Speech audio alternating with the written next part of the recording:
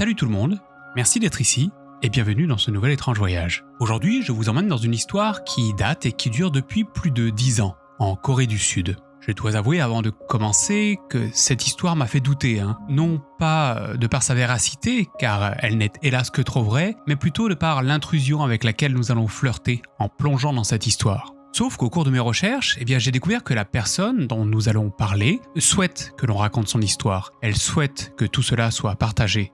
Mais pas forcément pour les bonnes raisons. Un autre point, cette histoire comporte aussi et également beaucoup de zones d'ombre et nous allons essayer tout au long de cette narration de les éclairer. Maintenant que cela est dit, il est temps pour nous de découvrir la vie de Chip-chan.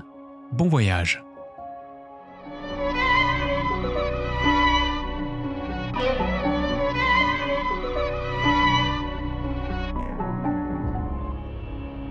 Pour débuter cette histoire, et comme j'aime souvent le faire, il est important de revenir à la source pour comprendre où, quand et comment tout cela a commencé. Chip-chan a été découverte le 6 août 2011 sur le forum 4chan. Ce jour-là, un utilisateur met en ligne une image accompagnée de ce commentaire. Une fille avec ses jambes sur son bureau avec des textes inscrits partout. Je pense qu'elle est morte. Bien que le thread dans lequel elle apparaît n'a que peu d'intérêt, cette photo d'elle, accompagnée de ce commentaire, a très vite attiré l'attention. Non pas à cause du commentaire en lui-même, mais à cause d'un lien menant vers cette URL. Ce lien mène vers un site, une page internet d'hébergement de live stream dans le même style que Skyline, qui nous permet d'avoir accès à des milliers de webcams et de caméras de surveillance un peu partout dans le monde. Sur ce site, des personnes comme vous et moi pouvaient à l'époque mettre en place une ou plusieurs caméras chez soi pour s'enregistrer et en partager les images. Un peu comme Twitch en quelque sorte ? En quelque sorte. Et à la base, Chip-chan proposait 3 angles de caméras différentes.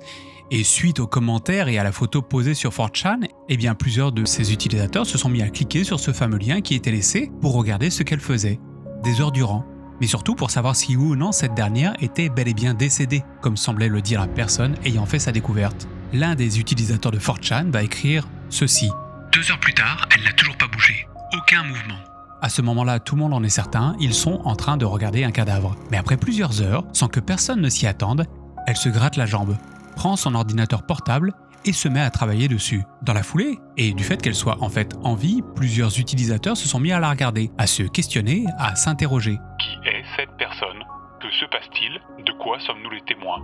Mais également, qu'y a-t-il d'écrit sur les panneaux accrochés un peu partout autour d'elle ? Bien des personnes se sont mis à utiliser Google Traduction pour en connaître plus, pour comprendre, mais à cause de la qualité assez médiocre de l'image, ils ont eu du fil à retordre. Heureusement, Chip-chan attire l'attention et des personnes parlant le coréen commencent à s'impliquer dans l'histoire, facilitant ainsi la compréhension de ce qui est écrit sur ces fameux panneaux. Sauf que le sens de ces phrases, même une fois traduites, ne font pas de sens. Je ne me fais pas avoir.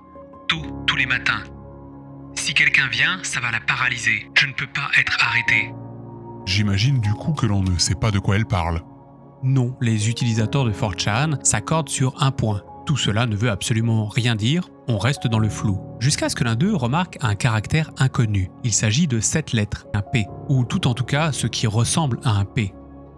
Un des utilisateurs ayant des amis coréens a déclaré qu'il pensait que les panneaux étaient peut-être un avertissement pour ceux qui regardaient ces webcams. Soit cela, soit une sorte d'appel à l'aide. Ses amis ont également noté encore une fois que le coréen utilisé sur ces panneaux n'était pas naturel et qu'ils étaient en fait écrits avec une très mauvaise grammaire.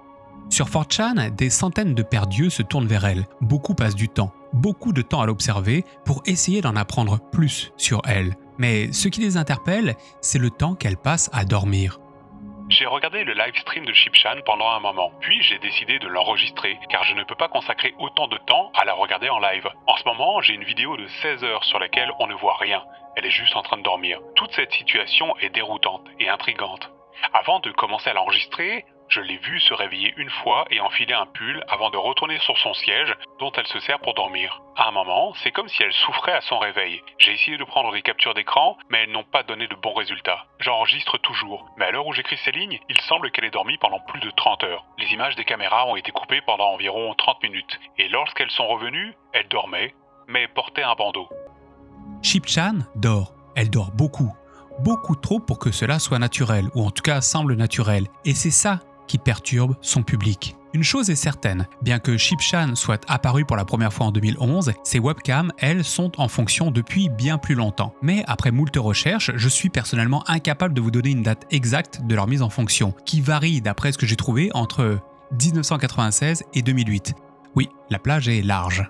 La plage temporelle étant extrêmement large, je me suis demandé s'il n'y avait pas un bug dans la matrice, car les images des webcams de 1996 sont loin d'être les mêmes que celles de 2008. Alors comment, sur la masse de personnes l'observant, personne ne peut dire si les images de caméra datent de 1996 ou des années 2000 ? En bout de course, j'ai découvert que, oui, elle a bien débuté ses activités en 1996, mais pas au travers de ses webcams. Au lieu de cela, à l'époque, elle avait ouvert un blog pour parler d'un sujet que je vais aborder un peu plus tard. Les caméras, quant à elles, sont apparues entre 2006 et 2008. Et selon les dires de Chipchan, ce n'est pas elle qui les a installées, mais elle s'en sert pour se filmer. 24 heures sur 24, 7 jours sur 7, dans un seul but, se protéger. Et quand je dis se protéger, c'est parce que ce mot vient d'elle. Mais se protéger de quoi ? Eh bien, c'est ce que nous allons voir de suite dans le prochain chapitre, car à partir de maintenant, nous mettons les pieds de l'autre côté du miroir et avançons d'un pas assuré dans le monde de Chipchan.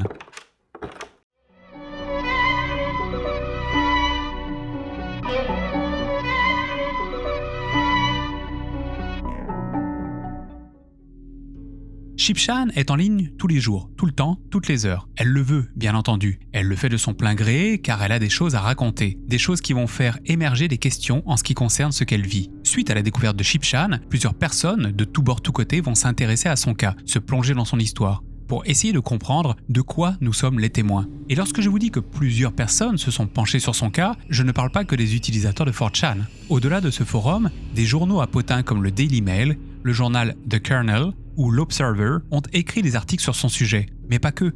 On la retrouve aussi dans un article sur le site Vice, sur une page Facebook et même dans une émission de France Culture, ainsi que dans une autre émission française, Arrêt sur image. Sur le YouTube FR, le sujet a également été abordé par Liv, par Adam le Rigolo ou encore par l'ami Obscuria. Je passe bien entendu ici les vidéos US qui pullulent à son sujet, ainsi que les serveurs Discord qui lui sont accordés. Mais ceci amène à se poser la question, pourquoi intrigue-t-elle autant ? Chipchan interroge, elle interpelle, car elle se filme constamment, tous les jours, tout le temps. Mais elle a un but, partager et prouver que ce qu'elle pense est juste. Et que pense-t-elle au juste ?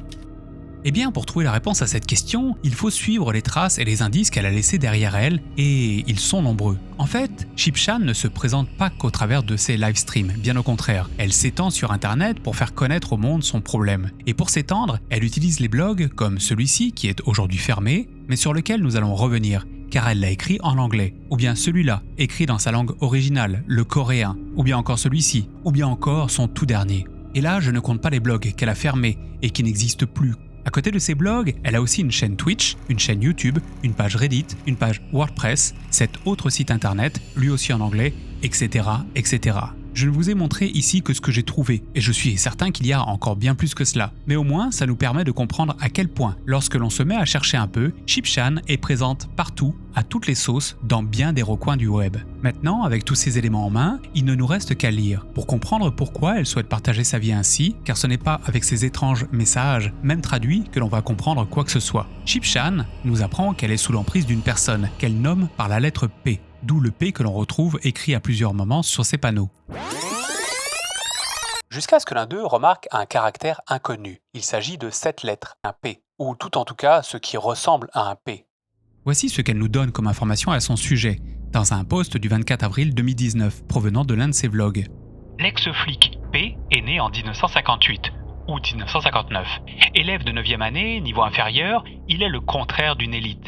A pris sa retraite vers 2018. La femme d'un flic a dit qu'il est apparu au journal télévisé en 2007. Il parlait des crimes dans le métro. Le plus drôle est qu'il est chrétien, prie Dieu, tous les jours pour se repentir de ses péchés. Mais juste après s'être repenti, ce porc lubrique continue à faire des choses maléfiques et antichrétiennes, comme implanter la marque de la bête 666 sur tout le corps, même sur les organes génitaux et l'anus. Il pense que ses crimes et ses péchés seront pardonnés, et qu'il sera sauvé en se repentant avec sa grande gueule, après avoir pris mon argent et m'avoir tué. Il se repent et prie tous les jours pour être sauvé, mais entre par effraction dans ma maison tous les jours. Dit de la merde sur moi aux gens, aux personnes des boutiques alentours, aux banques un peu partout où je vais. Il a peur que j'aille à l'église et me rend inconscient chaque fois que j'y vais. Le Mind Control Weapon est anti-chrétien, c'est la marque de la bête 666. Tout le monde priez Dieu pour cet anti-chrétien. Satan, diable de paix, va en enfer au nom de Jésus.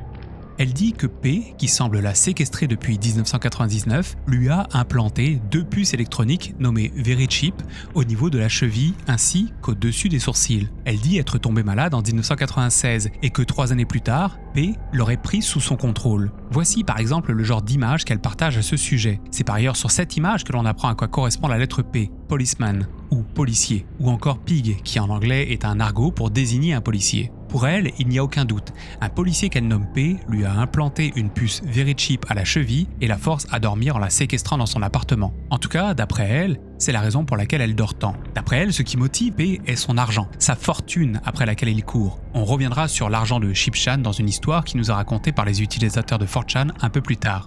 Et pourquoi les caméras alors ? Pour que ceux qui la regardent soient les témoins privilégiés des actes de ce P. Elle ne livestream pas pour mettre sa vie, pour montrer sa vie, mais pour que les viewers puissent un jour attraper ce fameux policier en image. Et bah alors, avec tout ce temps-là, est-ce que c'est arrivé ?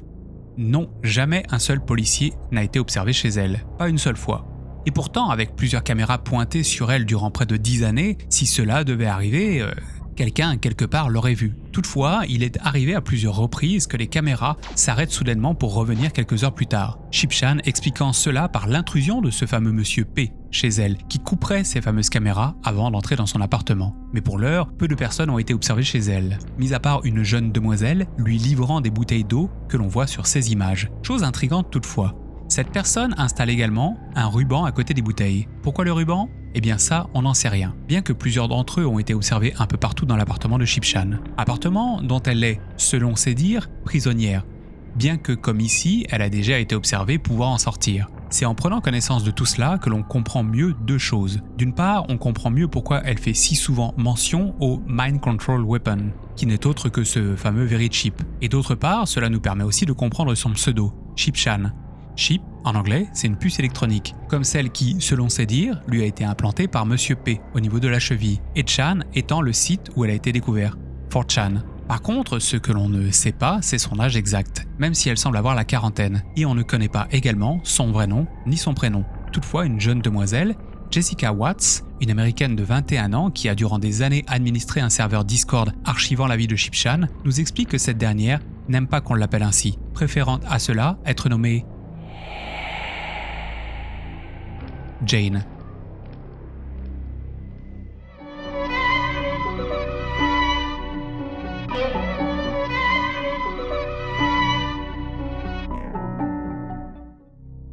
Jane, que nous allons continuer d'appeler Chipchan pour ne pas se perdre dans l'histoire, va donc décider de mettre toute sa vie en ligne au travers de divers médias, les plus récents étant ce vlog et sa chaîne YouTube. En général, elle nous partage 2 choses bien distinctes. D'un côté, on a des prises de vue des policiers passant à côté de chez elle. C'est là qu'on peut voir qu'en fait, même si elle dit qu'elle est constamment séquestrée chez elle, elle peut sortir puisque c'est elle qui filme. Mais également, on voit une autre chose, c'est qu'elle a la capacité d'éditer ses vidéos, puisqu'il y a des phrases inscrites dessus, comme ici. Ils me harcèlent au lieu de patrouiller en voiture. Tout ce qu'ils veulent, c'est de l'argent. La police coréenne me traque. De l'autre côté, elle nous présente son état de santé, qui, il faut l'avouer, s'est dégradé pendant des années. La faute aux fameuses puces et à ce fameux monsieur P, d'après les dires de Chipchan. Elle fait plein de vidéos sur lesquelles on voit qu'elle a de graves problèmes de peau, qui sont apparus dans les 2 dernières années. Mais depuis quelques mois, cela semble toutefois s'arranger. Vous pouvez très bien imaginer ce qu'il s'est passé sur la toile avec les années. Toutes les théories les plus folles ont émergé. Et comme toujours, plein d'internautes se sont mis à lui apposer un diagnostic, ce qui est un jeu plutôt dangereux lorsque l'on n'a ni les outils ni toutes les informations pour faire cela.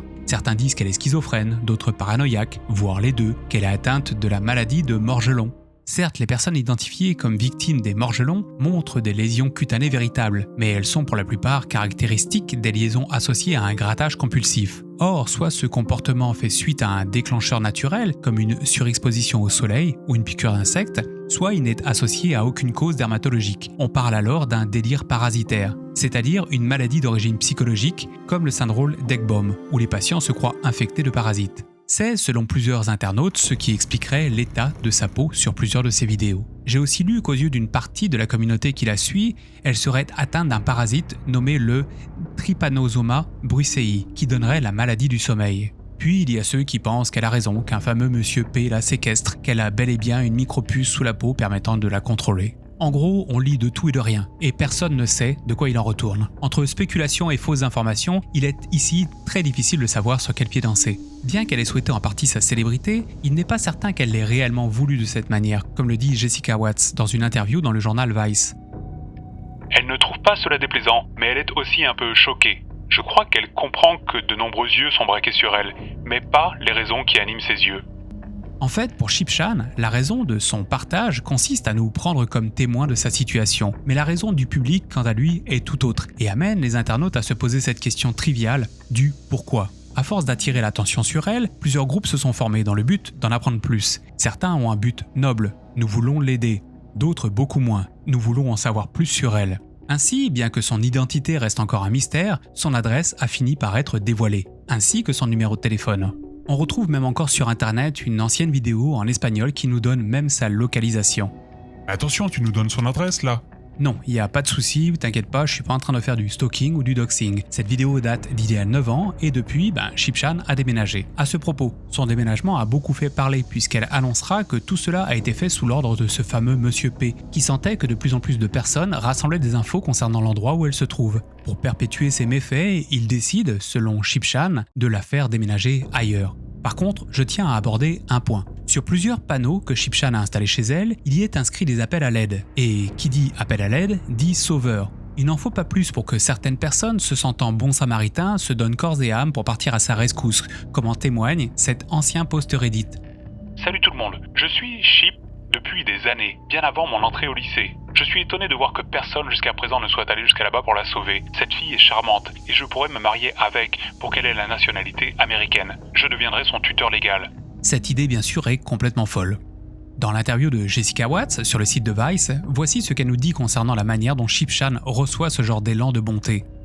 Certains individus ont donc tenté de l'appeler ou de lui rendre visite pour lui offrir des cadeaux, voire même pour la sauver. La jeune femme a toujours répondu à ces sollicitations par une agitation terrifiée, parfois plutôt visible sur son stream. Tous les bienfaiteurs qui se sont déplacés sont restés sur le palier. Jane ne fait vraiment confiance à personne, rapporte Jessica Watts. Et je ne crois pas qu'il soit dans son meilleur intérêt de communiquer avec ceux qui sont assez irrationnels pour faire ce genre de choses. Je me demande ce que ces gens pensent pouvoir faire pour elle.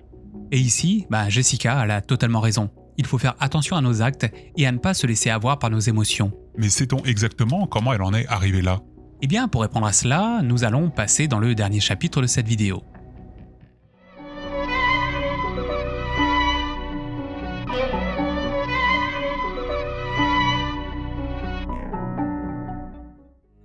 Beaucoup de personnes ont essayé de savoir ce qu'il se passe avec Chipchan, que ce soit Jessica Watts sur son serveur, qui n'existe d'ailleurs plus aujourd'hui, sur Reddit, sur Facebook ou encore sur 4chan. Et je vous le dis tout de suite, nous ne savons rien. Personne ne connaît la véritable identité de Chipchan, personne ne connaît réellement son passé, personne ne sait ce qu'elle a. Toutefois, on retrouve sur le forum 4chan le témoignage d'une personne, nous expliquant qu'il fait partie d'un groupe ayant énormément enquêté sur le cas de Chipchan. Ils l'ont observé 24 heures sur 24 durant des jours, dans le but de rassembler un maximum d'informations, se relayant les uns après les autres devant les caméras témoins du quotidien de Chipchan. Ils ont cherché à traduire tous les panneaux qu'elle avait installés chez elle et finiront par se faire rejoindre par des personnes parlant coréen, qui leur annonceront tristement que ce qu'écrit Chipchan n'est que du non-sens. Ils iront même jusqu'à entrer en contact avec un Coréen sur place habitant non loin de chez Chipchan, ce qui va leur permettre de faire ressurgir des éléments de réponse. D'après eux, les parents de Chipchan étaient riches, mais nous ont hélas quittés dans le courant des années 1990. D'après l'enquête, probablement entre 1993 et 1996, années durant lesquelles Chipchan a commencé à sombrer. C'est d'ailleurs l'une des raisons pour lesquelles elle a créé son premier blog. Elle a alors hérité, apparemment, de beaucoup d'argent, mais est également tombée sous la tutelle d'une personne, un certain Monsieur P. Le rôle de cette personne est vraiment simple, prendre soin de Chipchan et de ses économies. Chipchan, suite à la perte de ses parents, aurait perdu la tête et s'est mise à penser que ce fameux tuteur légal lui veut plus de mal que de bien. Si cette histoire est véridique, alors cela expliquerait pourquoi elle peut se permettre durant toutes ces années de rester dans son appartement, à juste boire, manger et voire même également à déménager sans ne jamais travailler. Attention toutefois, cette histoire, bien que répondant à plusieurs questions, est à prendre avec des pincettes, car depuis 2015, c'est-à-dire depuis l'apparition de ce témoignage, personne n'a pu corroborer ce qui est raconté. Dommage, cette histoire est séduisante. Elle l'est, en effet, mais elle n'est pas la seule réponse spéculatrice sur l'affaire Chipchan. D'autres internautes disent avoir appelé les autorités pour leur demander d'intervenir. D'après eux, la police locale est totalement au courant de ce que vit Chipchan, mais ne peut intervenir car en Corée du Sud, on ne peut obliger une personne à se faire soigner contre son gré. Si Chipchan ne le fait pas le premier pas, personne n'ira vers elle. Enfin, d'autres internautes disent qu'aujourd'hui, en 2024, elle serait à la rue, qu'elle n'a plus d'argent, plus nulle part où aller, et qu'elle serait laissée seule face à ses démons. Est-ce vrai ? Je ne sais pas, c'est dur à dire. Dans les dernières vidéos qu'elle a mis en ligne, on la voit toujours en train de filmer les autorités locales, et non plus chez elle. Est-ce que cela veut dire qu'elle est SDF ? Je ne sais pas. Ses blessures de peau semblent guérir un peu plus chaque jour, et elle a le temps d'éditer ses vidéos en y ajoutant du texte. Peut-on faire cela lorsque l'on est à la rue ? Encore une fois, je ne sais pas. Je pense que oui, c'est possible. Dernièrement, elle a également utilisé ce site de streaming sur lequel on la voyait en live, mais elle n'y est plus depuis quelque temps. Il est intéressant de noter que ce site de streaming nous donne les coordonnées, d'où elle a envoyé cette dernière vidéo. Est-ce que Chipchan, qui ne souhaite pas donner sa localisation, le sait ? En a-t-elle fait exprès ? A-t-elle encore déménagé pour fuir les curieux ? Ou est-elle devenue simplement une vraie SDF ? Je vous le dis, à partir d'ici, c'est le néant total. Chipchan, qui est et restera une curiosité d'internet, nous a partagé son message. Certains l'ont entendu et en sont restés là. D'autres sont allés plus loin pour le meilleur ou pour le pire. Qui est-elle ? On ne le sait pas. Pourquoi fait-elle cela ? Pour répondre à son besoin de raconter son histoire. Où vit-elle ? Trop de curieux ont cherché à savoir. Ou bien l'ont trouvée et l'ont obligée à déménager. Peut-on l'aider ?